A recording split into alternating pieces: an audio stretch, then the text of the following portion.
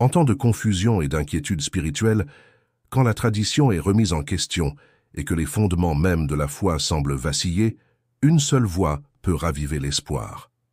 Parmi les ombres de la modernité et du déclin moral, un nom s'élève avec une autorité silencieuse et une conviction inébranlable. Le cardinal Robert Sarah, né en 1945 dans le village reculé d'Ourous, au cœur de la Guinée, n'a pas une histoire de privilège ou de prestige, mais un témoignage de providence divine et de vocation forgée dans le feu.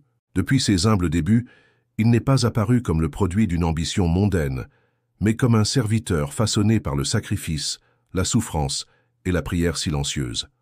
Ceux qui le connaissent ne parlent pas d'abord de son intellect, bien qu'il soit formidable, ni de sa position dans l'Église, bien qu'elle soit significative. Ils parlent de sa quiétude, d'une force contemplative d'un homme de silence dans une ère de bruit. Comprendre le cardinal Sarah, c'est comprendre un paradoxe. Un homme profondément enraciné dans des vérités anciennes, mais extrêmement pertinent pour la crise de l'époque actuelle. Dans son enfance, il a été directement témoin des dures réalités de l'instabilité politique et de la persécution religieuse. Le régime marxiste qui dominait la Guinée cherchait à supprimer l'Église, à rompre ses liens avec Rome et à faire taire sa voix. À seulement 12 ans, il a ressenti l'appel de Dieu. Les missionnaires arrivés dans son village ont reconnu quelque chose de spécial chez ce garçon silencieux, au regard perçant et au cœur contemplatif.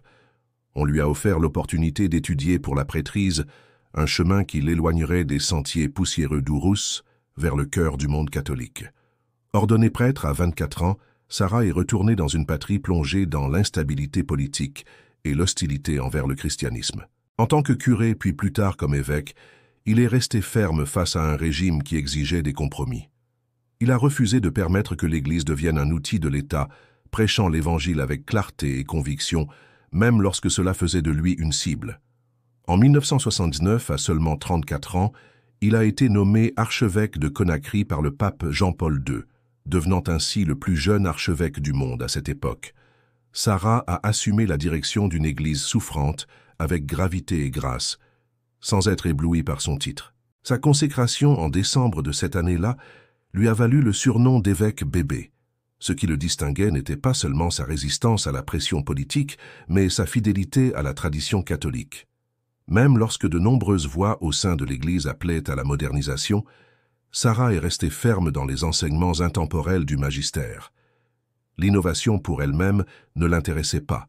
Pour lui, la vérité n'évolue pas, elle perdure. Au fil des ans, l'influence de Sarah s'est étendue au-delà de l'Afrique. À Rome, il a servi sous 3 papes, Jean-Paul II, Benoît XVI et François. En 2001, il a été nommé secrétaire de la Congrégation pour l'évangélisation des peuples. En 2010, le pape Benoît XVI l'a nommé préfet de la Congrégation pour le culte divin et la discipline des sacrements, l'élevant au collège cardinalice. Dans ce rôle, Sarah a défendu le caractère sacré de la liturgie. Il voyait dans la messe non pas une expression culturelle, mais un mystère divin. Il a exhorté à un retour à la révérence, à la beauté, à la dimension verticale du culte. Son appel à se tourner vers le Seigneur, tant littéralement que spirituellement, a remis en question une Église souvent tentée de se regarder elle-même plutôt que son Sauveur. Ses livres « Dieu ou rien » à la force du silence, quand le soir, approche et déjà le jour baisse, sont devenus des best-sellers, non pas parce qu'ils suivaient les tendances modernes, mais parce qu'ils offraient quelque chose de rare, la profondeur. Dans une ère de slogans, il offrait le silence. Dans un monde de confusion, il offrait la clarté. Dans une Église assiégée par la division, il intercédait pour une unité enracinée dans la vérité. Le cardinal Sarah est largement reconnu pour ses publications qui abordent des questions cruciales pour la foi catholique. La défense de la vie, de la famille et de la liturgie figure parmi ses thèmes principaux. Dans ses discours et interviews, il n'hésite pas à aborder la crise actuelle de l'Église, soulignant que de nombreux prêtres et fidèles ont perdu le sens du sacré. Dans la liturgie, il est un défenseur ardent de la révérence et du caractère sacré.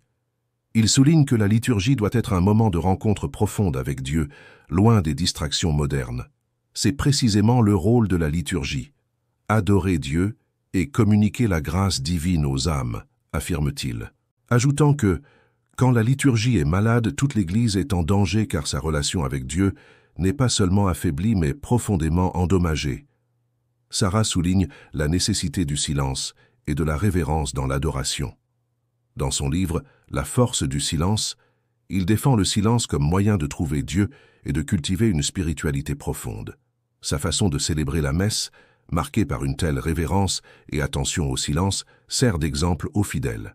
Durant son mandat au Vatican, il a promu la liturgie tridentine en latin et défendu la célébration de la messe ad orientem, avec le prêtre tourné vers l'autel, des pratiques qui, selon lui, restaurent le caractère sacré du culte.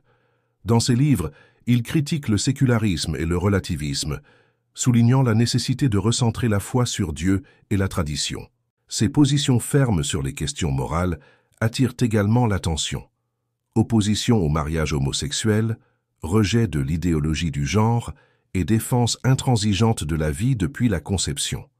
Dans une interview, il a déclaré « Le colonialisme idéologique occidental impose des agendas immoraux aux pays africains en échange d'aides financières. » La posture de Sarah contraste avec l'approche plus inclusive du pape François, générant des tensions au sein de l'Église. En 2021, il a cosigné avec Benoît XVI le livre « Du fond de nos cœurs », qui défendait le célibat clérical et a été perçu comme une critique indirecte du pontife actuel. Sarah est souvent vu comme un cardinal opposant à François. En 2023, il s'est manifesté contre la décision de François qui autorisait la bénédiction des couples de même sexe, à condition qu'elle ne soit pas confondue avec le sacrement du mariage. La liberté que nous devons offrir aux personnes vivant dans des unions homosexuelles réside dans la vérité de la parole de Dieu, a-t-il dit à l'époque. Il a ajouté que ces personnes seraient en prison du péché. Le cardinal Sarah est connu pour sa pensée orthodoxe et conservatrice. Il a gagné du soutien dans le monde entier en défendant que l'Église revienne à ses principes, évitant le sécularisme occidental. En 2014, il a déclaré au New York Times « Ce que le nazifascisme et le communisme étaient au XXe siècle, les idéologies occidentales homosexuelles et le fanatisme islamique le sont aujourd'hui. » En 2019, il a critiqué ce qu'il considère comme l'utilisation de la parole de Dieu pour promouvoir la migration, car celle-ci constituerait une nouvelle forme d'esclavage. À propos des personnes LGBTQIA+, il a déjà affirmé qu'elles sont toujours bonnes, car elles sont enfants de Dieu, mais que l'Église doit leur rappeler que l'homosexualité est en désaccord avec la nature humaine. La formation spirituelle du cardinal Sarah n'a pas été accidentelle, mais une œuvre délibérée de Dieu à travers l'épreuve et la providence. En tant que jeune séminariste, il a eu la rare opportunité de voir l'Église dans ses dimensions universelles. Des villages ruraux d'Afrique occidentale aux cours théologiques de Rome et Jérusalem, il a trouvé le même Christ, la même Eucharistie, la même vérité, vivante dans des cultures et des langues très différentes. Cela lui a donné une conviction profonde. L'Évangile transcende toute frontière humaine. Même en tant qu'étudiant, il a reconnu la tentation du relativisme culturel, l'idée que la doctrine doit s'adapter pour accommoder les coutumes de chaque peuple. Mais Sarah a résisté à cela. Bien qu'il respectât les traditions locales, il insistait sur le fait que l'Église ne devrait jamais compromettre l'universalité de son message. Après être devenu archevêque de Conakry, Sarah a fait face à une opposition brutale.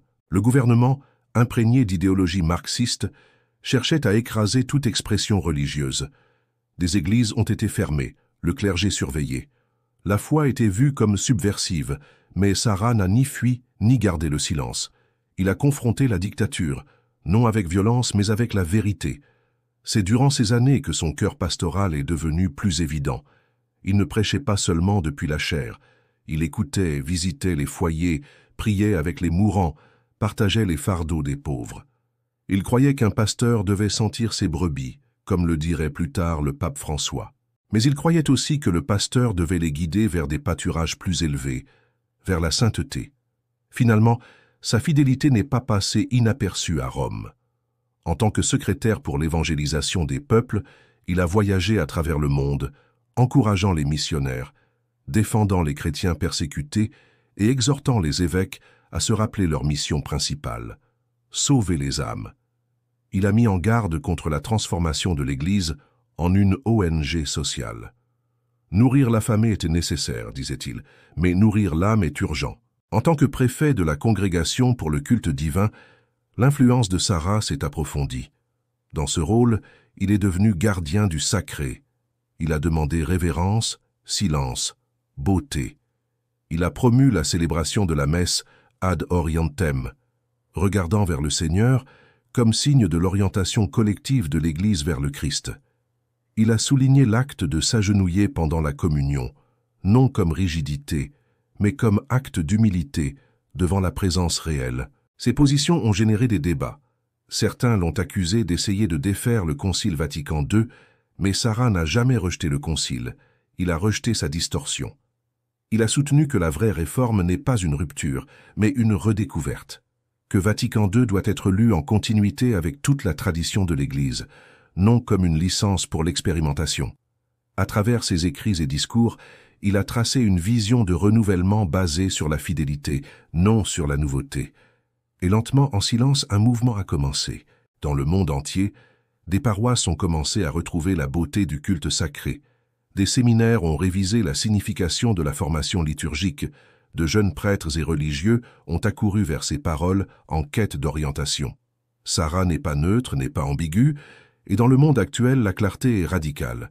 Pour certains, sa vision de l'Église est trop exigeante. Son insistance sur le silence, l'abnégation, la vérité objective, semble être une réprimande à la sensibilité moderne. Dans une ère obsédée par l'affirmation, Sarah parle de transformation. Dans un monde qui prêche l'autonomie, il appelle à l'obéissance, non aux institutions mais au Christ. Peut-être que le vrai défi de Sarah ne réside pas dans ce qu'il dit, mais dans ce qu'il refuse de dire. Il refuse de bénir la confusion, refuse de baptiser le péché au nom de la miséricorde. Il refuse de réduire l'Église à un mouvement social, une ONG, une voie politique. Il refuse de conformer le sacré au séculier et, ce faisant, expose le cœur de la bataille spirituelle actuelle. Son message aux jeunes est inébranlable. N'ayez pas peur d'être saints, n'ayez pas peur de nager à contre-courant, n'ayez pas peur de vous agenouiller. La sainteté n'est pas pour quelques-uns, c'est un appel universel. Et le chemin vers la sainteté n'est pas glamour, c'est la croix. Quand il parle, les jeunes l'écoutent, non parce qu'il est à la mode, mais parce qu'il est vrai.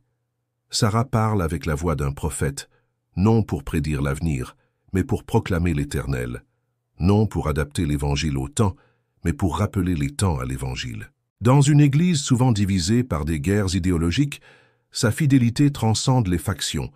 Ses critiques, cependant, ne se taisent pas. Certains, au sein de la hiérarchie de l'Église, le voient comme un obstacle à la réforme, comme un homme trop attaché au passé, trop inflexible dans la doctrine, trop franc dans sa critique de certaines tendances. D'autres l'accusent d'être déconnecté des besoins pastoraux des catholiques modernes. Mais Sarah n'est pas ébranlé par les critiques.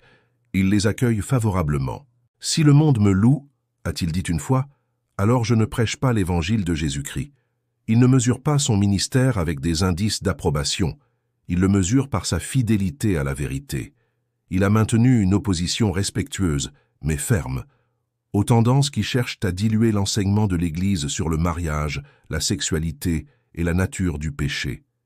Il a insisté sur le fait que la miséricorde sans vérité n'est pas miséricorde, que la compassion ne peut pas signifier ignorer les exigences de la conversion. Pour le cardinal Sarah, la mission de l'Église n'est pas de consoler les confortables, c'est d'appeler le monde à la sainteté. Rappeler à chaque personne que sa vie n'est pas un accident aléatoire, mais une vocation sacrée. Qu'il existe le ciel, qu'il existe l'enfer, que nos décisions importent. Cette urgence pulse dans tout ce qu'il fait. Plus d'une fois, le cardinal Sarah a dit qu'il ne cherche pas la papauté. En fait, il a clairement indiqué que l'idée le terrorise. Il croit que la charge papale n'est pas un prix, mais une croix. Ce n'est pas un trône, mais un tombeau. Et pourtant, l'Église ne se guide pas par des préférences personnelles. Elle se guide par la providence. À mesure que l'Église entre dans ce que beaucoup décrivent comme une nouvelle tempête marquée par la confusion interne, le relativisme moral et une hostilité séculière croissante, la question devient urgente. Qui la guidera à travers elle? Pour ceux qui regardent vers le cardinal Sarah, la réponse ne se trouve pas dans le charisme, l'image publique ou l'astuce politique, mais dans quelque chose de plus profond, sa profonde conformité avec le Christ crucifié. Le monde moderne nous a appris à admirer l'efficace, le visible, le rentable. Le cardinal Sarah nous rappelle que les réalités les plus puissantes sont souvent cachées. La prière murmurée dans une chapelle sombre, l'acte silencieux de pardon, le jeûne inaperçu. Sa vie est une liturgie d'obscurité et de sacrifice, et c'est peut-être pour cela qu'elle résonne si profondément parmi les jeunes catholiques du monde entier. À l'ère numérique, où règne le bruit et où la distraction est constante, beaucoup de jeunes sont affamés de profondeur, de silence, de mystère. Sarah voit une église trop focalisée sur les programmes et les politiques, trop emmêlée dans le langage de la bureaucratie et de l'activisme, et pas suffisamment immergée dans le mystère de la prière. Pour lui, la première tâche de l'église est d'adorer, la seconde d'évangéliser. Tout le reste vient après. Au cœur de sa vision se trouve l'Eucharistie. Il voit dans la Sainte Liturgie la source de tout renouvellement. Ce n'est pas un décor pour spectacle, mais un sanctuaire de rencontre. C'est pourquoi il exhorte les prêtres à célébrer la messe avec émerveillement. C'est pourquoi il encourage les fidèles à redécouvrir le silence. Sa vision peut sembler radicale, à une époque de changement constant, mais pour beaucoup, elle se ressent comme un retour à la raison, un recentrage, un éveil. Sarah n'offre pas à l'Église des stratégies ingénieuses ni des slogans modernes. Il offre des blessures. Des blessures qu'il a gagnées dans la prière, dans le silence, dans la fidélité. Des blessures qui évoquent la souffrance du Christ lui-même. En Sarah, beaucoup voient les marques d'un véritable pasteur, non pas un gestionnaire d'affaires ecclésiastiques, mais un père, un homme qui, comme saint Joseph, guide non par domination, mais par sainteté. Il n'est pas bruyant, il n'est pas tape à l'œil, il ne cherche pas les projecteurs. Pourtant, dans son témoignage silencieux, il y a assez de force pour ébranler les fondements de l'indifférence. À 79 ans, le cardinal guinéen émerge comme l'un des noms pressentis pour succéder au pape François, représentant un possible changement historique pour l'Église catholique. Étant un candidat noir et africain à la papauté, Sarah a déjà occupé des postes importants au Vatican, y compris la position de numéro 4 dans la hiérarchie pendant le pontificat de François. Son expérience et son bagage intellectuel, avec 7 livres publiés, sont vus comme des points forts dans sa candidature. Cependant, l'âge avancé est considéré comme un possible obstacle. Il y a des préoccupations concernant la durée d'un éventuel pontificat et sa capacité à diriger l'Église à long terme. De plus, la résistance de l'aile progressiste de l'Église, renforcée par les nominations du pape François, peut représenter un défi significatif à l'élection d'un leader au profil plus conservateur comme Sarah. Le conclave pour le choix du nouveau pape aura lieu après une période de 9 jours de prière dédiée au pontife défunt. Le cardinal Sarah croit que la crise de l'Église est avant tout une crise de foi. Et si cela est vrai, alors seule une restauration de cette foi peut guérir les blessures. En tant que pape, Sarah n'innoverait pas. Il intercéderait. Il ne gouvernerait pas à distance. Il souffrirait avec son troupeau. Et la souffrance est quelque chose qu'il connaît bien. S'il s'asseyait sur le trône de pierre, Sarah ne le ferait pas avec triomphe, il le ferait avec des larmes. Il ne le verrait pas comme une récompense, mais comme l'offrande finale de sa vie. Et il demanderait chaque jour la force de rester fidèle. Cette fidélité exigerait des décisions difficiles. Sous son pontificat, l'Église verrait probablement un retour à la clarté théologique. L'ambiguïté ne serait plus confondue avec la miséricorde. L'Évangile serait proclamé dans sa plénitude, non en partie, non avec hésitation. L'identité de l'Église serait réaffirmée, non réinventée. Il défendrait la vie depuis la conception jusqu'à la mort naturelle. Il soutiendrait la sainteté du mariage. Il serait avec les pauvres, non seulement matériellement, mais spirituellement, reconnaissant que la plus grande pauvreté est de vivre sans Dieu. Son pontificat apporterait probablement un renouvellement du culte sacré. La liturgie redeviendrait le cœur battant de la vie catholique. On appellerait les prêtres à redécouvrir leur sacerdoce, non comme fonctionnaires, mais comme victimes avec le Christ sur l'autel. On encouragerait les ordres religieux non à imiter des modèles séculiers, mais à vivre leurs charismes originaux avec une fidélité radicale. Et pourtant, un tel chemin ne serait pas facile. La résistance viendrait des médias, des gouvernements séculiers, y compris de l'intérieur de l'Église. Le monde ne comprendrait peut-être pas un pape qui parle de péché et de salut, d'enfer et de ciel avec une telle sincérité directe. Mais les saints n'ont jamais cherché à être compris. Ils ont cherché à être fidèles. Sarah ne serait pas un pape pour les gros titres, il serait un pape pour l'histoire. Il rappellerait à l'Église sa véritable mission, non pas se conformer, mais convertir, non pas survivre, mais sanctifier, non pas être accepté, mais être lumière. Et la lumière, comme nous le rappelle l'Évangile, brille dans les ténèbres.